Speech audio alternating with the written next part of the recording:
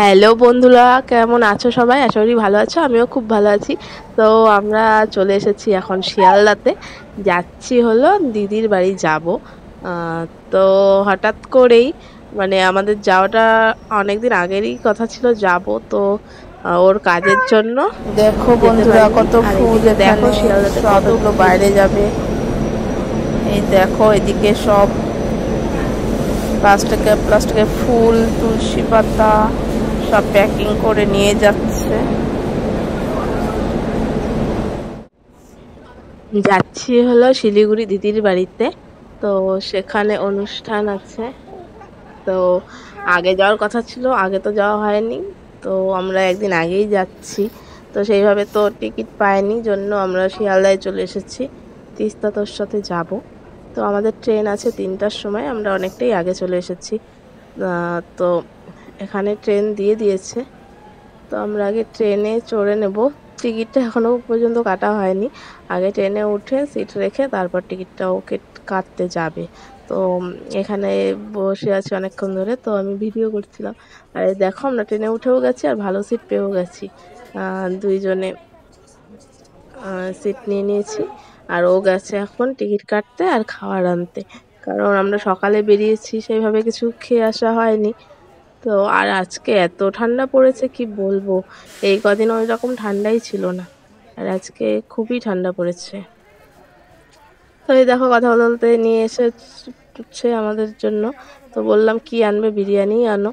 তো বিরিয়ানি এনেছে। এখন ও একটু কাজ করে নেবে, তারপর আমরা বিরিয়ানি খেয়ে নেব। তো দেখো বিরিয়ানিটাও খুব ভালোই দিয়েছিল।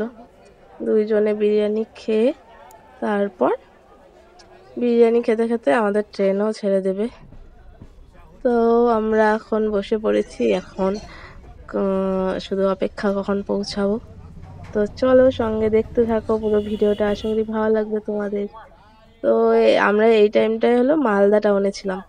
তো ভিডিও করব, সেভাবে হাতে কিছু ছিল হয়তো, তো সেইভাবে করতে পারিনি।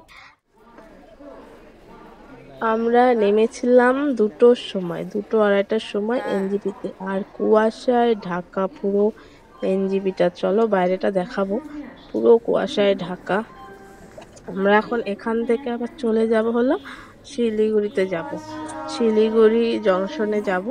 শিলিগুড়ির থেকে আবার ট্রেন ধরে আমরা যাব হলো নকশালবাড়ি। ও দিদির বাড়ি হচ্ছে নকশালবাড়ি। আর এইদিকে দেখো সবাই তো খুব জোরে জোরে হেঁটে যাচ্ছে। আর পাশে দেখো কুয়াশাগুলো কি, মানে ক্যামেরায় তো ভালো বোঝা যাচ্ছে না, কিন্তু প্রচন্ড কুয়াশা ছিল সেই দিন।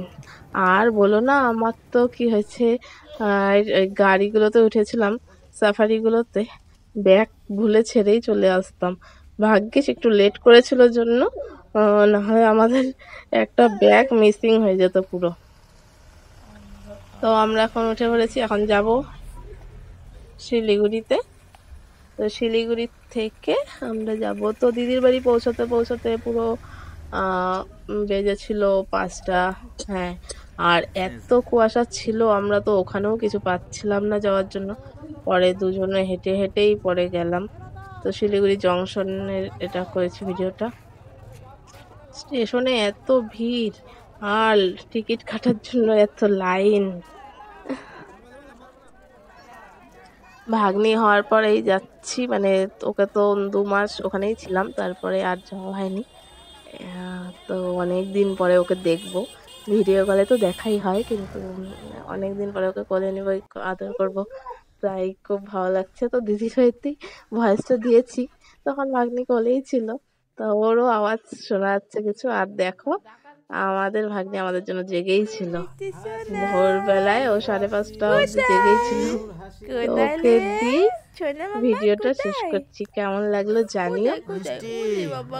আর ওর অন্নপ্রাশনেরও ভিডিও নিয়ে আসবো, কারণ ওর অন্নপ্রাশন কালকে আগামীকাল হবে।